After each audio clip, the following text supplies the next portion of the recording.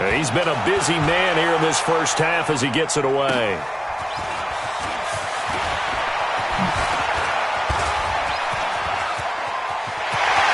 And I think he's going to go. They're not going to get him. Touchdown, Cowboys. That's a punt return of 89 yards. And the Cowboys, they push out in front further. When you've got a guy that fast back there to receive punts, that's a nightmare for the guy game planning, the special teams coach, but it's also a nightmare for the punter. Sometimes they get so nervous that they hit the ball and kick it right to him. Now Forbath for the extra point.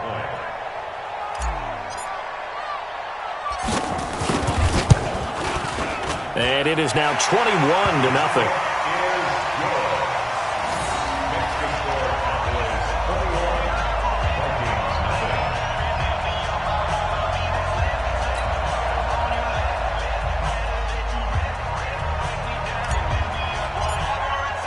So after the punt return touchdown, let's see what their opponents can do with this kickoff. And they will not get a chance to return this one as it's through the end zone for a touchback.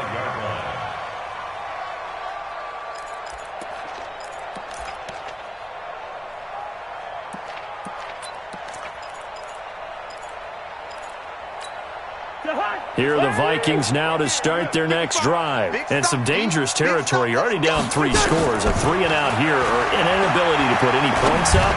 This one might be over by... And now this is intercepted. My goodness. Picked up by Leighton Vander Esch. And a potential turning point as they'll get the football in very good field position late in this first half.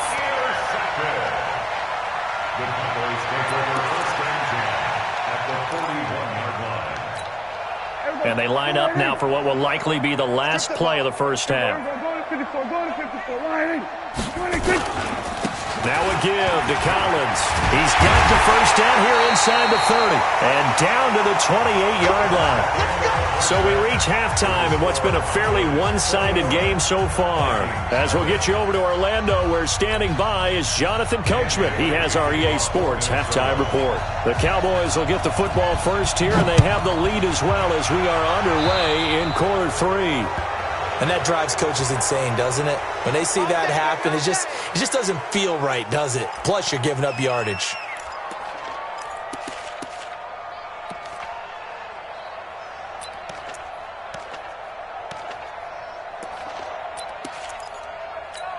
Here we go. Slide in. 40's a mic. 40's a mic. In your face. 26. The give right to Collins. Give him 3 on first down. It'll set up a 2nd and 7. Third quarter and you've got the lead. You're not ready to go into that 4-minute offense to close the game out, but a running game can really benefit your team right now. 3 yards on that last carry. Here's 2nd and 7. Check. 47. 54's Mike. 54's Mike. 54. Watch 54. Watch the run. Mike's 5-4. Mike's 5-4. Mike's 5-4. Now with the play clock about to expire, we get a whistle and a timeout. It's just their first, so 2 remaining as they burn one here in this third quarter.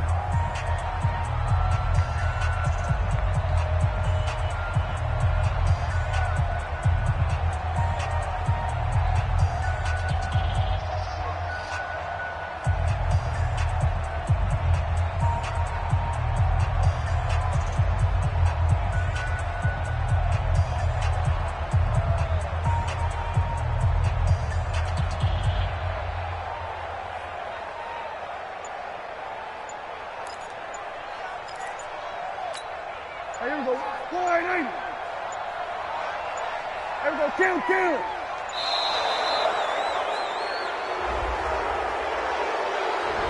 He didn't seem in a rush. I guess they just didn't know where the play clock was. I think you're right about that because there was no hurried movements there, right? No up-tempo at all. Clock just ran out. I think he was as surprised as maybe his bench was. Watch the screen. They go again with Collins. And he takes this up right near the 45-yard line. 4 yards on the pickup there, and now they're left with a 3rd and 8. They're trying to show that they can run the ball and protect this lead. Give it to the backs, play a little bit of keep away, don't you think? And that's probably a good philosophy at this point, going to make that defense stand up and stop them. Check Mike 54. Mike 54. Watch the slap. Watch the slap. Hey, kill. 47. Here we go, 47. Mike 54. 26. On third down, it's Prescott. Open man is Anderson. And this is going to turn into another first down as the tackle is made at the Vikings 43. That was a nicely run slant route, and what the receiver's trying to do is make the defender think he's going upfield for a deeper route, and then breaks it off, usually after about 3 to 4 steps, and cuts towards the middle of the field. And now what he's trying to do is use his body to keep the defender away from the football and give the quarterback a really nice target. Paul Warlow in to make the tackle. They tried a quick hitter inside, but that one was swallowed up because what they're hoping, those big defensive linemen will take the bait and move laterally and open up a crease that they can run through. Didn't happen on that play. And again, it's Collins.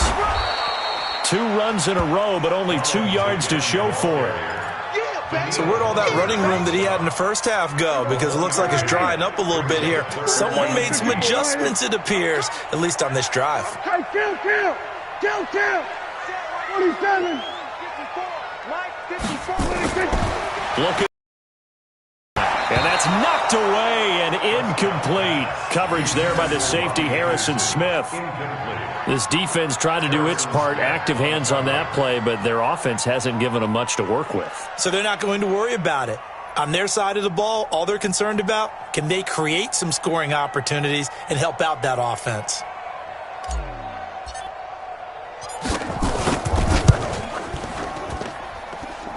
And this kick is not going to be close. It's well short, well right to boot. And this score will stay right where it is. Well, I was watching him in warm-ups, and he hit a 62-yarder that hit the crossbar and went over. This one a little bit inside of that, but not enough leg. And the difference is what? Well, your live conditions, right? Live conditions, game conditions are a whole lot different than practice, where you just pop it up there, no rush, no pressure. Nowhere to escape, and he goes down. Randy Gregory. He's the one that got home and takes him down for a loss of 9. To try again after the sack. Cousins. That'll be complete to Cook. And he'll go down right around the 47 this time. This offense in desperate need of a conversion as they come up on third down. From the shotgun, it's Cousins. And the throw there going to be incomplete. Another drive comes and goes. Still nothing on the scoreboard. Yeah, and when the second half comes, you know, it's real easy to get discouraged and wonder if you're ever going to get things started. You just got to fight through it. Got to keep pounding away. Colquitt on to kick as he sends it away. And good hustle here as this is going to be blown dead right at the 9-yard line. Absolutely love the flexibility of these punters. Their leg drive, able to get it way up in the air, and that allows their punt team to get down there and down it inside the 10 because they've had some time. An opening there on that first down run as he gets this forward for about 8 or 9. That looks to be 8 officially, so 2nd and 2. Well, that last run makes this a 100-yard night. I've loved the way he's hit the holes. He's been quick, he's been decisive, and he's been a whole lot of fun to watch. They'll keep it on the ground. It's Collins, and they're able to bring him down at the 20. They'll get 3 as the drive continues. It's a first down. 2nd and 2 is prime time for a little bit of a gamble, isn't it? Open up the playbook, go play action, toss that bad boy deep. But in this situation, go ahead and give it to your back. Let him pick up a first down. Keep the sticks moving.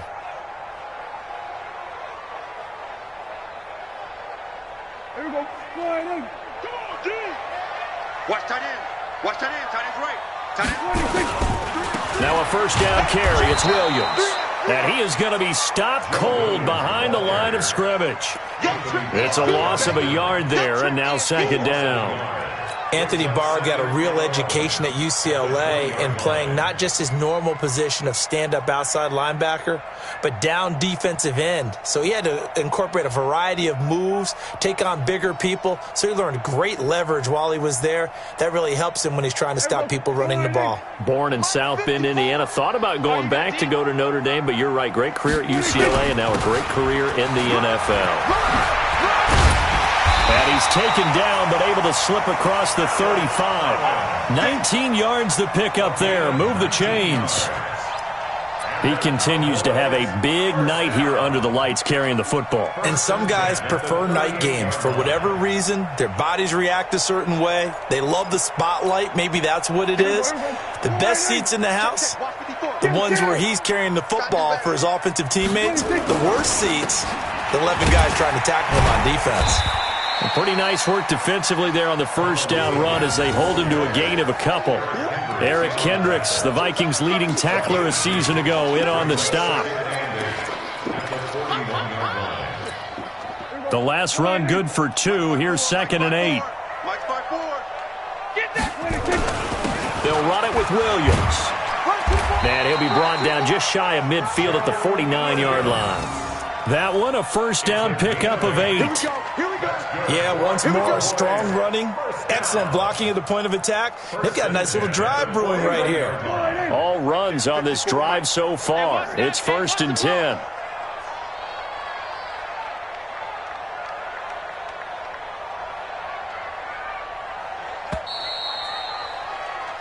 One quarter remains here on a Sunday night. You are watching the NFL on EA Sports.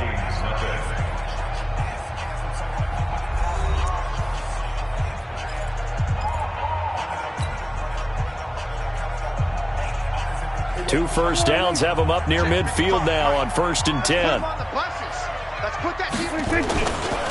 This is Collins on the handoff. And he's got it across the midfield stripe and into Viking territory. A gain of 3, 2nd down. Bottom line, they want to keep this clock rolling, so they'll take that one right there. They just want to keep falling forward, and they want to put the onus on the big fellas up front in order to bring this one home. They give it to Williams, running right. And he's going to be stopped just short of the first down marker at the Vikings' 42. Despite the blitz, they're still able to pick up a nice solid gain. The disadvantage of blitzing often alters the normal spacing and run fits and leaves creases like they were able to exploit right there. They run with Collins. And he's going to have the first down at about the 38. They have the first down with that gain of 4 yards. Brandon, when a defense just simply can't get off the field on 3rd down, and we all know how important that down is for both sides of the ball, you often feel like you're just a step behind whatever they're doing offensively. And one of the differences in this game, no doubt, 3rd down conversion, and that is going to be a story they'll talk about after this one. 11 yards and a Cowboy first down. Do my eyes deceive me, or is he getting stronger as this game moves along? Burst seems just as good here in the 4th as it was way back in the 1st, doesn't it? I do believe someone put a lot of time in the offseason and continues to condition during the season in order to continue to carry the ball at this rate. Here we go, D. Hey, it's just me and you. It's just me and you. They'll run on first down. Williams. He's tackled a yard short of the marker.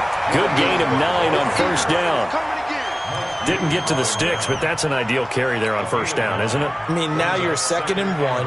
Although, you know, in the NFL, even if you picked up the first down, I don't think it's a big difference because the clock doesn't stop. Yeah, not like college. Right. If it's college football, you want to make 2nd and 1 is probably better than picking up the first down because in college football, the clock stops with every first down and actually aids the defense in that situation. A 2nd down play results in a loss of 2 yards. The Cowboys on 3rd down. They've converted 3 out of 5 thus far. This time they face a 3rd and 2. They'll try and run forward with Collins. And he picks up the first down yardage as he takes it down to the 16. They're able to convert with a gain of 4. Well, I don't think there's any question, Brandon, at this stage, The stop troops, the defensive guys, they got to use their 3 timeouts here. They've got to stop them and get the ball back. Yeah, if you're in that 2 to 3 score deficit window that they're in now, you got to get it ASAP. Yeah, no doubt about it. Stop them, use your timeouts. Easier to move the ball on offense without timeouts than to stop them on defense without using them. Tackle made there by the UCF man, Mike Hughes.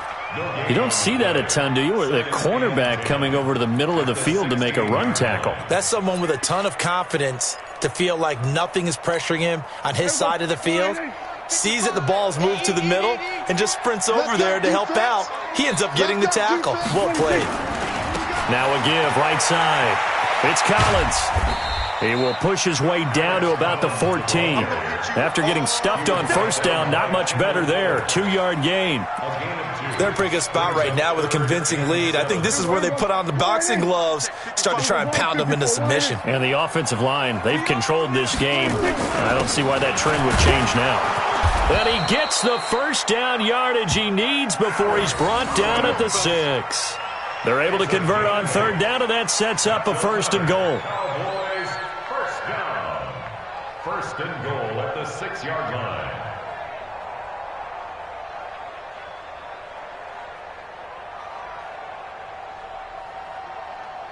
Just 2 minutes remaining here in the 4th quarter of what has been a one-sided affair.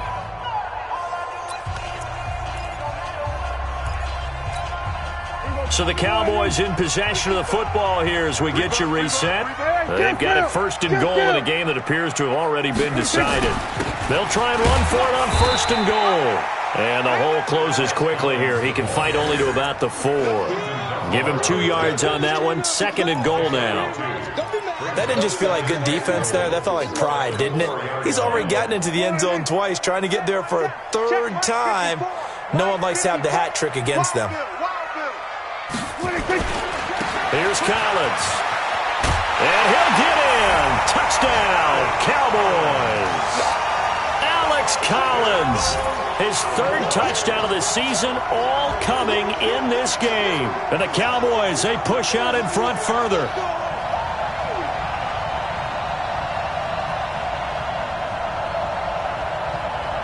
Still an important piece of business to take care of, the extra point. It's good, and they stretch their lead to 28-0 now. Makes the score Cowboys 28, Vikings nothing.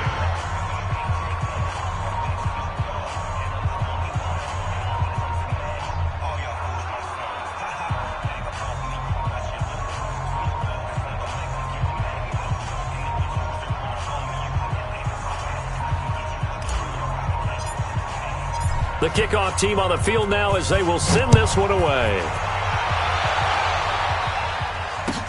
This fielded at the 2. And some good coverage there by the kick team as they'll bring him down at the 16-yard line. Let's go.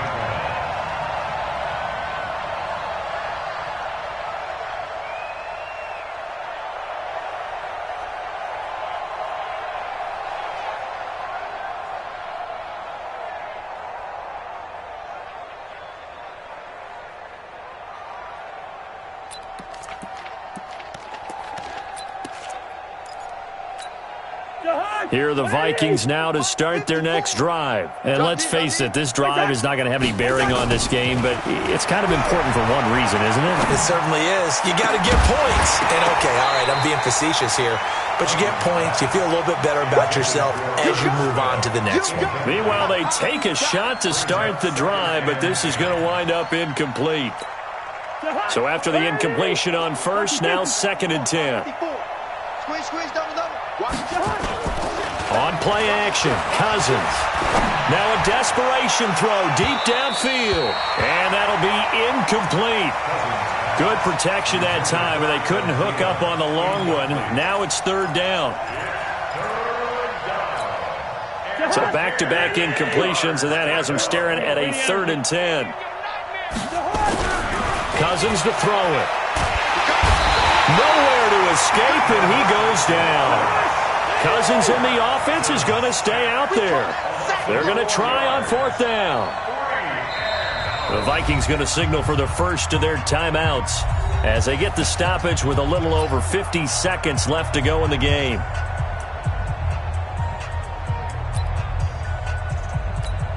Here's Britton Colquitt now, standing about a yard deep in his own end zone.